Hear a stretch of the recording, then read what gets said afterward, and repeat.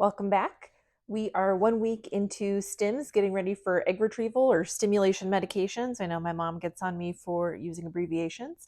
And we are in Arizona now. We've been in Phoenix for 2 days. So if you would like to hear more about doing IVF out of state, or if you're just following along with me on my journey, yeah, welcome back. My name's Jess. I am a certified nurse midwife and infertility mom, and we are gearing up to do our first round of IVF.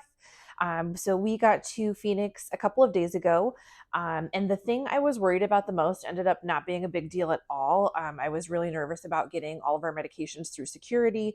I decided to take all of our injectable medications as a carry-on because I did not want to be separated from them and risk them getting lost somewhere and then being in another state without them.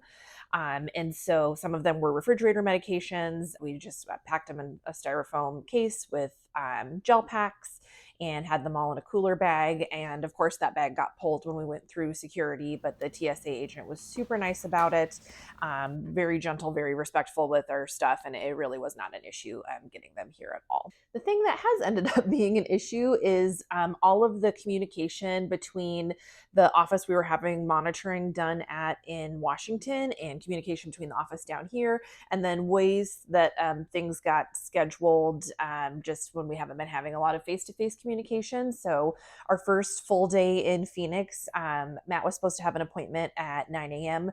to leave a specimen, if you know what I mean. And I think you do. And then I was supposed to have an ultrasound at 9:30 with blood work.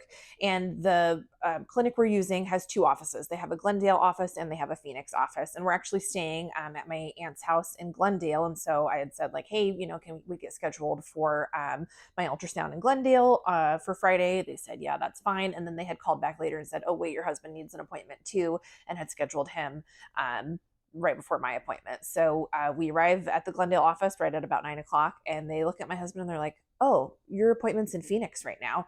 And we're like, why would they have done that? It's like a solid 30 to 40 minutes to get from the Glendale office to the Phoenix office. Why would they do his appointment at 9 a.m. in Phoenix and mine at 9:30 in Glendale? And they're like, we don't even do specimen collection for that at this office. And so we're like, okay, great. Well, how do we fix it? And fortunately, they were able to get him rescheduled later in the day in Phoenix.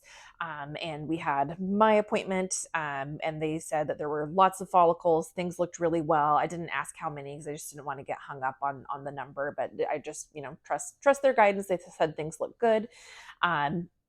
And then we went to put the down payment down for IVF, which we were planning to put everything on the credit card to get the airline miles. And we did do the down payment. And they're like, oh, but there's a separate charge for the genetic testing of the embryos, and that you can only pay by check. And I'm like, dude, I do not carry checks. What year is this? I haven't had a check in years. And they're like, okay, well, you're going to have to go to your bank and they can do counter checks. And I know also my mom and probably her sisters are like, oh, no, it's normal. Carry your checks around. Guys, it's 2023. Nobody has checks. But fortunately, I was able to go to my bank and get like a sheet of checks for like $3. So I could then do the payment for the genetic testing for the embryos. So after we did my appointment, went to the bank, then drove to Phoenix and did Matt's appointment. It ended up being a really long morning and a little bit more stressful than we had anticipated. And then on top of that, I had medication that I was supposed to bring in because I had a bunch of like partially used vials of Follistim that they were going to combine together so I could keep using them. And I had not done that at the Glendale office, but fortunately we were able to pick them up on the way to the Phoenix office. But it just ended up being a really stressful day, not what we had been anticipating. And I think if we had done all of our monitoring down here, that they would have been saying like, oh, remember you have to do this, remember you have to bring a check, remember to bring your meds. And because I hadn't had any appointments down here in over a week, that didn't happen. We also had a really stressful moment. The day before we left, I had an ultrasound and blood work in Edmonds, Washington, and the nurse practitioner did not fax them the results. She had sent me an email with my ultrasound report, and then my lab results went to LabCorp, but I got a phone call from the IVF office at like 3 o'clock in the afternoon, and I know they close at 4:30. They're like, hey, we don't have your results. Did you go to your appointment today? And then I'm like panicking, trying to get everything to them, and then worried that they're going to cancel cancel my cycle. So that was really stressful too.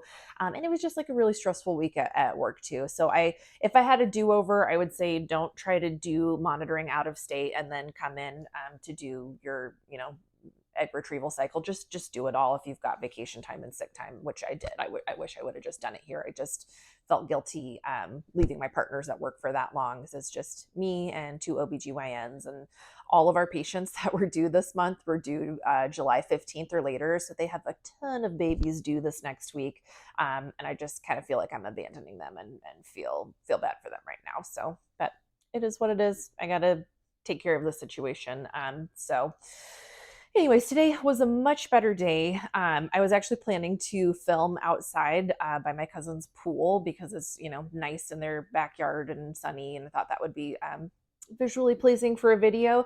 And it's 112 degrees here today, so that is not happening. We're filming inside. But it's been a relaxing day. We went thrift shopping this morning. Thrift stores in Phoenix are way cheaper than or in Arizona, I think in general, are way cheaper than ones in Washington. And we're going to go out to dinner tonight and just like play in the pool this afternoon. So I think now that all of our visits are down here, things will be a little bit more calm. And this is, all we have to do right now. So we can be super flexible with appointment times and stuff.